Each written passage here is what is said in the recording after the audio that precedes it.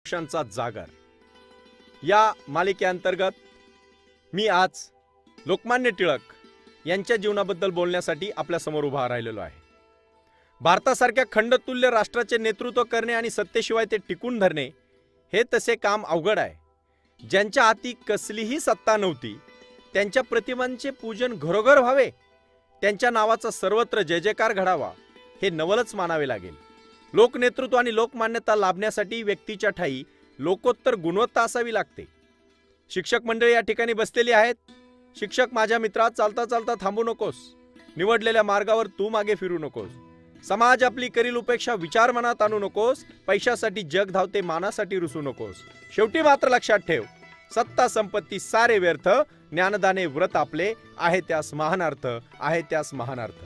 आणि असं व्रत त्या काळात टिळकांनी घेतलेलं होतं। स्वराज्य हा माझा जन्मसिद्ध हक्क आहे आणि तो मी मिळवणारच अशी सिंहगर्जना त्यांनी याच पुण्यातून केली होती। त्यानंतरची गोष्ट म्हणजे आदर्श नेता, लोकनेतृत्व आणि लोकमान्यता लाभण्यासाठी व्यक्तीच्या ठायी लोकोत्तर गुणवत्ता असावी लागते। लोकोत्तर गुणवत्ता म्हणजे काय? ती लोकोत्तर गुणवत्ता कशी निर्माण होते? ती अशी सहजासहजी निर्माण होत नाही। आदर्श नेता धैर्यवान, बुद्धिमान आणि स्वार्थत्यागी असावा लागतो। एका व्यक्तीच्या ठायी एवढी गुणसंपदा आढळू शकते काय? बुद्धिमान व्यक्ती नीतिमान असणे, नीतिमान व्यक्ती धैर्यवान असणे आणि धैर्यवान व्यक्ती त्यागी असणे खरोखरच शक्य आहे काय? या प्रश्नांची उत्तरे इतिहासाला न अडखळता देता यावीत यासाठी नियतीने काही माणसे जन्माला घातलेली असतात। लोकमान्य अशा व्यक्तींपैकी एक होते। लोकमान्यांचे चरित्रकार साहित्य सम्राट न चिकेळकर म्हणाले होते, टिळक सदवर्तनी होते म्हणून त्यांच्या विद्वत्तेचे चीज झाले, ते विद्वान होते म्हणून त्यांच्या स्वार्थत्यागाचा उपयोग झाला, ते स्वार्थत्यागी होते म्हणून त्यांच्या देशभक्तीचे चीज झाले, ते देशभक्त होते म्हणून त्यांच्या उद्योगाचे चीज झाले, ते उद्योगी होते म्हणून त्यांच्या पराक्रमाचे चीज झाले, पराक्रमाने धैर्याचे चीज झाले। टिळक धैर्यवान होते म्हणून लोकांना उपदेश करण्याची पात्रता त्यांच्या अंगी निर्माण झाली। या ठिकाणी मला एक आवर्जून गोष्ट तुम्हाला सांगायची। भारत जेव्हा निर्धन, निशस्त्र, निसैनिक व परतंत्र होता, तेव्हा ब्रिटिशांच्या साम्राज्यशाहीचा जेव्हा मध्यान्ह काळ होता, तेव्हा इंग्रजांच्या साम्राज्य सत्तेला जबरदस्त हादरा देणारा आशिया खंडातील पहिला पुढारी म्हणून लोकमान्यांना जग ओळखते। इंडोनेशियाचे राष्ट्राध्यक्ष डॉक्टर अहमद सुकार्नो मुंबईत झालेल्या एका जाहीर सत्कार समारंभात 11 जानेवारी 1958 रोजी म्हणाले होते, आम्ही टिळक आणि गांधी यांच्यापासून स्फूर्ती घेऊन स्वातंत्र्यासाठी लढलो। चुपचाप सहन केले सर्व राग तुम्हाला आला नाही, बसले वार सर्वांगावर वार तुम्ही रोखवला नाही। अहिंसेचा पुजारी बनून बाप्पू तुम्ही हिंसा कधी केली नाही, तोडीस तोड हवी होती थोडे तरी का डळमळले नाही। ज्या जनतेस तुम्ही शेवटपर्यंत दिला सत्य व अहिंसेचा सल्ला, मात्र त्याच जनतेने केल्या शेवटी तुमच्यावर शस्त्राने हल्ला। आणि लोकमान्य टिळकांच्या बाबतीत सरकारचे डोके ठिकाणावर आहे काय हे जेव्हा आपण म्हणतो, मानवाच्या राजकीय स्वातंत्र्याचे शिल्पकार म्हणून अमेरिकेचे जॉर्ज वॉशिंग्टन, इटलीचे मॅझिनी, चीनचे सन यत सेन, त्याचबरोबर भारताचे लोकमान्य टिळक यांचे नाव घेतले पाहिजे। लोकमान्य बाळ गंगाधर टिळक यांचा जन्म रत्नागिरी येथे 23 जुलै 1856 या दिवशी झाला। त्यांचे विद्यार्जन पुण्यात घडले। त्यांचे वडील गंगाधर शास्त्री हे मराठी व्याकरणकार होते। त्यांच्याकडे कुणी कधी व्याकरणाची एखादी शंका घेऊन गेले तर गंगाधर शास्त्री आपल्या मुलाकडे बोट दाखवून कौतुकाने म्हणत, तुमच्या शंकेचं निरसन आमचा बाळ करील। हा बाळ बुद्धीने प्रौढ होता। लहानपणी अंकगणिताच्या तासाला सरांनी त्यांना विचारले होते, मराठीत 21 हा आकडा आपण उच्चारतो तेव्हा 1 प्रथम आणि 20 नंतर असा क्रम राहतो, इंग्रजीमध्ये मात्र 20 प्रथम आणि 1 नंतर असे का होते? हा फरक कशामुळे घडतो गुरुजी? वर्गात शिक्षक आणि संस्कृत, वर्गात गणित आणि संस्कृत या दोन्ही विषयात टिळक नेहमी प्रथम क्रमांकाने उत्तीर्ण होत। कोणीतरी त्यांना त्यांचे रहस्य विचारले तेव्हा लोकमान्य म्हणाले होते, गणित आणि संस्कृत या दोन्ही विषयात मला साम्य आढळते। दोहोतही अचूकतेला अतिशय महत्व आहे, ढिलेपणाला वाव नाही। म्हणून तुकाराम महाराजांचे वचन मला या ठिकाणी आठवते। ते म्हणाले होते, अभ्यासे प्रगटे व्हावे नाहीतर झाकोनी असावे। या त्यांच्या अभिप्रायात आणि चिरेबंद अर्थ गंभीर गद्य लेखनाचे रहस्य आढळून येते। आणि ते आढळून आल्यानंतर आपल्या सर्वांच्या लक्षात येते, काही शिक्षक हे फक्त वर्गातल्या मुलांचे शिक्षक असतात आणि काही शिक्षक हे समाजातील शिक्षक असतात। वासुदेव बळवंतांचे बंड त्यांनी पाहिले होते। त्यांच्या समोर ती झंझावाती व्यक्तिमत्व उभे होते। वासुदेव बळवंतांच्या व्यायामशाळेत टिळक जात होते। त्यांच्यावरचा खटला कोर्टात चालू असताना ते ऐकण्यासाठी टिळक आणि आगरकर कोर्टात जाऊन बसत। तो ऐकत असताना त्यांच्या मनात विचारांचा वणवा पेटत असे। हा थोर देशभक्त हरला, पराभूत झाला, असे का घडले? टिळकांना अनेक प्रश्न पडत. ते त्या प्रश्नावर विचार करीत, विचार केल्यानंतर चिंतन करीत, चिंतन केल्यानंतर मनन करीत. लोकमान्यांची नावे या ठिकाणी घेतली गेली आणि ती कशामुळे घेतली गेली, लोकमान्यांनी याचे कारण शोधून काढले. वासुदेव बळवंता मागे लोक नावाची शक्ती उभी राहिली नाही. भारतातील लोक अगतिक, प्रवाह प्रतीत, स्वाभिमान शून्य झाले होते. त्यांच्यामध्ये स्वाभिमान नव्हता, जो फार पूर्वी छत्रपती शिवाजी महाराजांनी लोकांमध्ये उभा केला होता. महाराजांनी असे काय केले? जे झोपले होते त्यांना जागे केले, जे जागे होते त्यांना उभे केले, जे उभे होते त्यांना चालायला लावलं, जे चालत होते त्यांना पळायला लावलं, आणि जे पळत होते त्यांच्या खांद्यावर स्वराज्याचं निशाण दिलं. म्हणून हिंदवी स्वराज्य स्थापन झालं. लोकमान्यांची ती गोष्ट ध्यानात आली. त्यांच्या लक्षात आलं, माणसं उभी केली पाहिजेत. पराक्रमाची ओढ नाही, निद्रिस्त, असंघटित, अस्मिता विरहित अशा या जनजीवन बदलत नाही तोपर्यंत आपल्याला काही करता येणार नाही. झाशीच्या राणीपासून वासुदेव बळवंतापर्यंत सर्वांचा पराभव अटळ आहे. लोकमान्यांना ते दिसले, त्यांनी ते जाणले. त्याच्यासाठी त्यांनी चिंतन, मनन आणि सर्व काही केले. ते त्यांच्या जीवाला आणि मनाला झोंबले. त्यांनी आगरकरांच्या पुढे आपले दुःख बोलून दाखवले. ते म्हणाले, लोकांना जागे करण्याचा उद्योग केला पाहिजे. लोकशक्ती जागृत आणि प्रसन्न होत नाही तोपर्यंत हुतात्म्यांच्या बलिदानचे कोणताही प्रश्न सुटणार नाही. या देशात विचारांचे बंड प्रथम निर्माण केले पाहिजे. असा नवा विचार, नवी स्फूर्ती, नवे तेज याची आवश्यकता आहे. राष्ट्राभिमान जागवणारे शिक्षण हीच आजची गरज आहे. आपण ती कशी भागवू शकू, या दिशेने कशी पावले टाकावीत? डेक्कन कॉलेजच्या परिसरात आणि शेजारच्या माळरानावर, टेकडीवर आणि नदीकाठी टिळक आगरकर याची चर्चा करीत. कधी कधी न्यायमूर्ती रानडे यांना भेटून आपले अर्थ बोलून दाखवीत. नव शिक्षण देणारी शाळा काढण्याचा आपला विचार त्यांच्या कानी घालीत. या उभयतांच्या चित्ताचे चलनवहन पाहून न्यायमूर्तींना कौतुक वाटे. अनेक समकालीन या दोघांची थट्टा करीत होते. तेव्हा न्यायमूर्ती या युवकांविषयी आदर आणि विश्वास व्यक्त करीत होते. टिळक आगरकरांनी आपले जीवन देशसेवेसाठी समर्पित करण्याचा, परकीयांची नोकरी न करण्याचा, आजन्म साधेपणा पत्करून पैशाच्या मोहात न पडता समाजाच्या बांधणीचे आणि देशाच्या उभारणीचे काम करण्याचा निर्णय विद्यार्थी दशेतच घेतला होता. याच सुमारास मालाकार विष्णू शास्त्री चिपळूणकर एक नवीन शाळा सुरू करण्याच्या तयारीत होते. ज्ञान प्रसाराचे व्रत घेतलेले मराठी भाषेचे शिवाजी आणि मृतप्राय देशाला वाघिणीचे दूध पाजून नवसंजीवनी देण्याच्या निर्धाराने प्रेरित झाला होता. टिळक आगरकरांना दिलासा मिळाला. ते दोघे विष्णू शास्त्रींना जाऊन मिळाले. दिनांक 1 जानेवारी 1880 रोजी न्यू इंग्लिश स्कूलची स्थापना झाली. त्या पाठोपाठ आर्यभूषण या नावाचा एक छापखाना काढण्यात आला. ज्ञान प्रसारासाठी अक्षरांचा सहज गुणाकार करणारी मुद्रण यंत्रणा मालाकार, टिळक आणि आगरकर यांना आवश्यक वाटली. वृत्तविद्येची पाठ फटफटल्याशिवाय लोकजीवनात ज्ञानाचा अरुणोदय घडणार नाही असे लोकमान्यांना वाटले.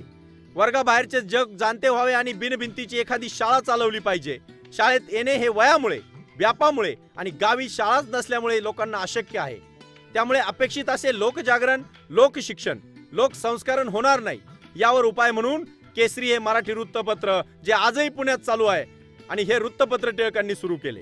वृत्तपत्रांच्या रकान्यातून वाहणारी विचारगंगा ही जनसामान्यांची विचारदायिनी ठरेल, वरदायिनी ठरेल असा विश्वास टिळक आगरकरांना वाटत होता. 1882 मध्ये मालाकार निवर्तले. 1884 मध्ये न्यायमूर्ती तेलंग, मंडलिक, डॉक्टर भांडारकर यांच्या साहाय्याने टिळक आगरकरांनी डेक्कन एज्युकेशन सोसायटी काढली. या सोसायटीचे फर्ग्युसन कॉलेज सुरू आहे. आजही ते चालू आहे. पुण्यामध्ये नव्हे तर देशाची ती शान आहे.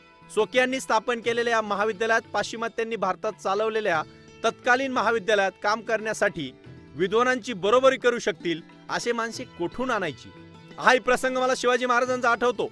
त्यांनी काही जाहिरात देऊन तानाजी मालुसरे किंवा बाजीप्रभू देशपांडेला बोलवले नव्हते, तर त्यांनी माणसं जी पाहिजे ती माणसं घेतली, हेरली आणि पाहिजे तशी घडवली. हे टिळकांचं एक वैशिष्ट्य मला या ठिकाणी सांगायचंय.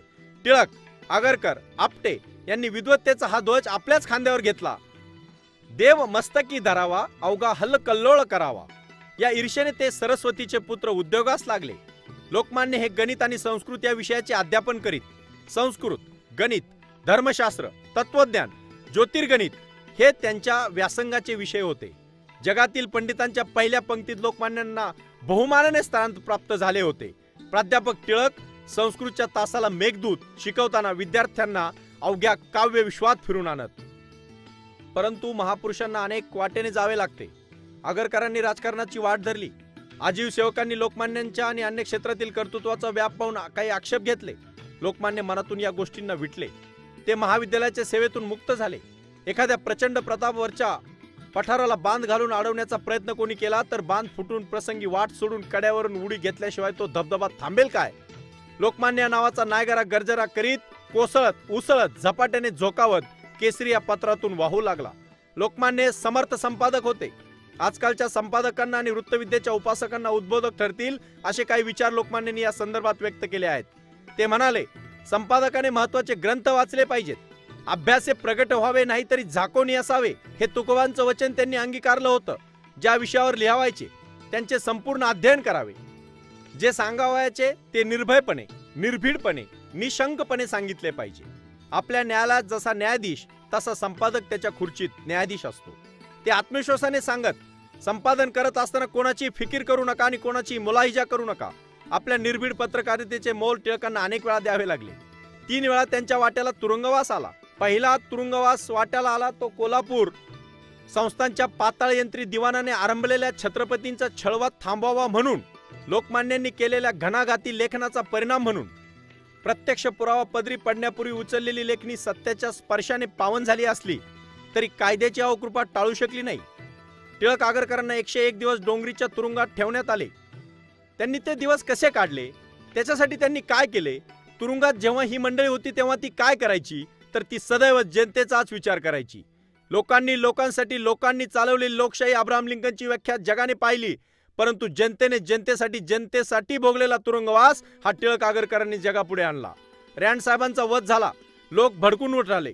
खटला भरण्यात आला. 1 वर्षाची सक्त मुजोरी त्यांच्या वाट्याला आली. लोकमान्यांना 1908 मध्ये वयाच्या 52व्या वर्षी 6 वर्षाची सजा झाली. ती त्यांनी आनंदाने स्वीकारली. सजा होणं हे त्या काळामध्ये त्यांचं भूषण होतं, कारण ती सजा कुठल्याही वैयक्तिक कारणासाठी नसून या राष्ट्रासाठी आणि या देशासाठी आहे. म्हणून तुम्हाला सर्वांना माहित आहे, टिळकांची सिंहगर्जना संपूर्ण जगामध्ये ती दुमदुमली होती. आणि ती कोणती सिंहगर्जना होती? स्वराज्य हा माझा जन्मसिद्ध हक्क आहे आणि तो मी मिळवणारच, अशी सिंहगर्जना टिळकांनी केली आणि संपूर्ण भारतामध्ये चेतना निर्माण झाली. भारतीय राष्ट्रवादाचा हा पिता इंग्रजांच्या लेखी भारतीय असंतोषाचा जनक होता. जनशक्तीच्या व जनविकास वनवास घडल्याशिवाय, विजनवास घडल्याशिवाय जनता जाणती होणार नाही, हे राज्यकर्त्यांच्या बरोबर सर्वांच्या लक्षात आलं पाहिजे. खटला भरणारे साहेब, खटला चालवणारे साहेब, न्याय देणारे साहेब, साहेबांच्या राजवटीत काय घडू शकेल याची लोकमान्यांना कल्पना होती. म्हणून तर ते आपल्या अखेरच्या खटल्यात आपली भूमिका मांडून झाल्यावर म्हणाले होते, इहलोकीच्या न्याय पद्धतीने माझ्यावर आपण गुन्हा दाखल करू शकाल, पण नियतीच्या न्यायालयात मी निर्दोष ठरेन. माझे जीवित कार्य या शिक्षेमुळे सिद्धीच जाईल असा विश्वास मला वाटतो. सावरकरांचा एक प्रसंग या ठिकाणी मला आठवतो. हे घेतले ना व्रत आम्ही अंधतेने, असं त्यांनी आपल्या पत्नीस सांगितलं होतं. लोकमान्यांसारखा विवेकी पुरुष राजद्रोही असू शकत नाही, असा निर्वाळा मॅक्स म्युलर साहेबांसारख्या प्राच्यविद्या विशारदाने दिला. पण सरकारने कुटिलतेने रचलेल्या चक्रव्यूहातून भेदन कोण करणार? लोकमान्यांची लोकप्रियता ही संकटांनी आणि दुःखांनी व्यापलेली होती. आणि ते त्यांचे व्यक्तिमत्व एवढे मोठे होते, त्यांची योग्यता एवढी मोठी होती की त्यांच्या धवल चारित्र्याकडे पाहून धुतल्या तांदळाने सुद्धा ज्ञान व्हावे. पण दुरितांच्या तिमिरात दडलेली खळांची व्यंकटी पसायदानाने तरी लोप पावली आहे का, हाही आज प्रश्नच आहे. लोकमान्य वृत्तीने स्थितप्रज्ञ होते. प्लेगने एक मुलगा दगावला आणि दुसरा अंथरुणाला खिळून राहिला. या स्थितीत केसरीचा अग्रलेख पुरा करण्याची त्यांच्यावर वेळ आली. अग्रलेख पुरा झाला आणि मग पोटच्या लेकराच्या पाठीवरून ते पुरुषोत्तमाने हात फिरवला. टिळकांना अनेक अडचणी आल्या, पण ते कधी डळमळले नाहीत, ते कधी डगमगले नाहीत. त्यांनी आयुष्यभर एकच गोष्ट केली, ती म्हणजे स्वाभिमानाने आणि अभिमानाने आपल्या राष्ट्राला उभं करण्यासाठी टिळक उभे राहिले. पण अनेक अडचणीवर त्यांनी मात केली. ते एकदा म्हणाले सुद्धा, केळकर, माझ्या उपरण्यावर सरकारी शिक्का बसला आहे, ती बदलण्याची आता शक्यता नाही. एकदा का दुधाचं दही झालं की परत दह्याचं दूध करता येत नाही. पहिल्या राजद्रोहाचा अभियोगाचा निकाल ज्या दिवशी लागणार होता त्या दिवशी टांग्यात बसताना ते म्हणाले, परत येताना घोड्यापुरते एका माणसाचे ओझे उतरलेले असेल. या स्थितप्रज्ञांचे मन एकदा मात्र गलबलून गेले. दिनांक 7 जुलै 1912 या दिवशी टिळकांच्या पत्नी सत्यभामाबाई दिवंगत झाल्या. तार लोकमान्यांच्या हाती पडली आणि ते विचलित झाले. कधीही विचलित न होणारा माणूस मात्र पत्नीच्या निधनाची तार पडली आणि विचलित झाले. 40 वर्ष आपल्या खडतर संसाराचा भार वाहणारी सत्यभामा गेली. आपल्या शिक्षेच्या काळात अलंकार आणि नवी वस्त्रे यांचा त्याग करून पक्वान्नाशिवाय पाडव्याची गुढी उभारणारी आपल्या मुलांची आई गेली. तिच्या अखेरच्या क्षणी आठवणींनी गलबलून गेलेल्या तिच्या जीवन वृक्षावर कोणत्या स्वरूपात मी तिला दिसलो असेल, भेटलो असेल. बरं झाले, जाताना कपाळी कुंकू तरी घेऊन गेली. एवढे तरी तिला भाग्य लाभले. फमू शिंदे यांची एक कविता आठवते, आई. आई खरंच काय असते? ती लंगड्याचा पाय असते, दुधावरची साय असते, वासराची गाय असते. सर्वात असते तेव्हा जाणवत नाही, नसली कुठं म्हणजे नाही म्हणवत नाही. ती जीवनाची शिदोरी असते, सरतही नाही आणि उरतही नाही. परंतु महापुरुषांना काय फक्त स्वतःचा संसार करायचा नसतो, त्यांना राष्ट्राचाही संसार करावायचा असतो. ते कधी गडबगडीत होत नाही, कधी थकत नाहीत, कधी कुठल्याही गोष्टींमध्ये गुंतून राहत नाहीत. त्यांनी ते ठरवलेलंच असतं. अशा प्रकारे काँग्रेसचं नेतृत्व टिळक करत असताना 1907 मध्ये सुरत काँग्रेस फुटली. सभा मंडपात चौताळून उठलेले जहाल आणि संतप्त झालेले मवाळ भान हरपून आपल्या भावनांचे प्रदर्शन करीत असताना लोकमान्य मात्र शांतपणे सुपारी खात होते. सभेचे विदारक पद्धतीने विसर्जन घडल्यानंतर अरविंद घोषांच्या उपस्थितीत लोकमान्यांनी स्वतंत्र सभा घेतली. ती सभा गाजली आणि तिथून पुढे पुन्हा काँग्रेस उभी राहिली. महापुरुषांच्या विचारामध्ये कोणती अशी दैवी शक्ती असते ती लोकमान्यांमध्ये पुरेपूर होती. भारत परिक्रमेसाठी निघालेले स्वामी विवेकानंद योगायोगाने बोरीबंदर स्टेशनवर आगगाडीच्या डब्यात टिळकांना भेटले आणि अतिथी देवो भव या वृत्तीने टिळकांनी त्यांना आपल्या घरी नेले, अगत्य केले आणि त्यांनी सांगितलं, स्वामीजी, आपल्यासारखा ज्ञानी माणूस पुण्यात शोभून दिसेल. आपण पुण्यात वास्तव्य करावे, पुण्यातच कायमचे राहावे.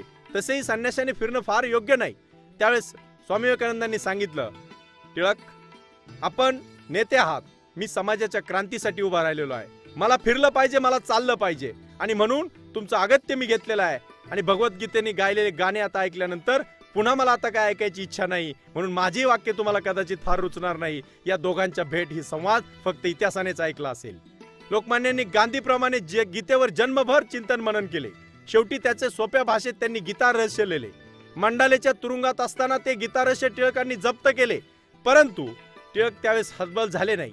ते आपल्या कार्यकर्त्यांना म्हणाले, काळजी करू नका, माझ्या लिहिलेला लेख जरी हा गीता रहस्याचा जरी इंग्रजांनी ठेवून घेतला असेल तर माझ्या डोक्यात गीता रहस्य मात्र जसेच्या तसे आहे.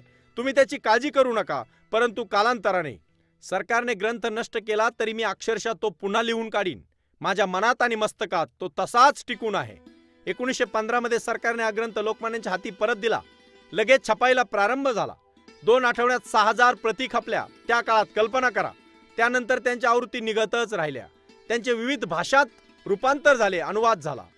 इंग्लिशमध्ये तो अनुवादित झाला. हिंदी, कानडी, गुजराती, तेलुगू, तमिळ, बंगाली आणि इंग्रजी या 7 भाषातून अनुवादित झालेला हा देशोदशीच्या साहित्य दालनात सन्मानपूर्वक अभ्यासला जाणारा हा ग्रंथ म्हणजे भारतभूमीचा दैव दुर्लभ ठेवा आहे.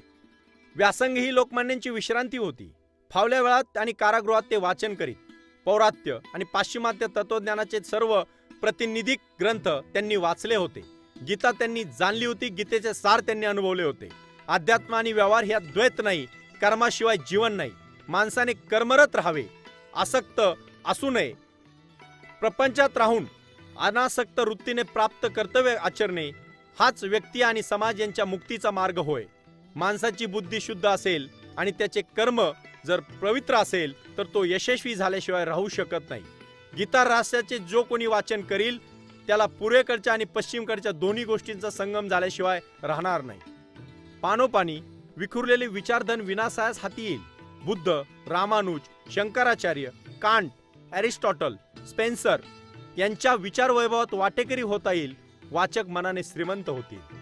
भारतीय स्वातंत्र्य यज्ञात सर्वस्वाचे हवन करणारा हा पुण्यपुरुष दिनांक 1 ऑगस्ट 1920 या दिवशी इहलोक सोडून निघून गेला. त्यावेळेस गांधी म्हणाले, कोसळत्या आभाळाला सावरणारा नरकेसरी गेला आणि त्या दिवशी आभाळ खरोखरच कोसळले. भर दुपारी, अगदी त्यावेळेस दुपारी 2 वाजता ढग एकवटून आले. ढग एकवटले, अंधार पडला. बाळाची भूक उडाली, मातेचं दूध आटलं, नियतीचं भान हरपलं. टिळक गेले, टिळक गेले, टिळक गेले. त्याच वेळेस शाहू महाराज ताटावर बसले होते. त्यांनी ताट बाजूला केलं आणि सांगितलं, असा नरकेसरी पुन्हा होणे नाही. आणि त्याच दिवशी टिळकांच्या या चिरात्म्यास शांती मिळण्यासाठी टिळक इहलोक सोडून गेले. पण प्रेरणा, स्वातंत्र्य, समता, बंधुता आणि एकजीवपणा या माध्यमातून टिळक आपल्या सदैव राहतील.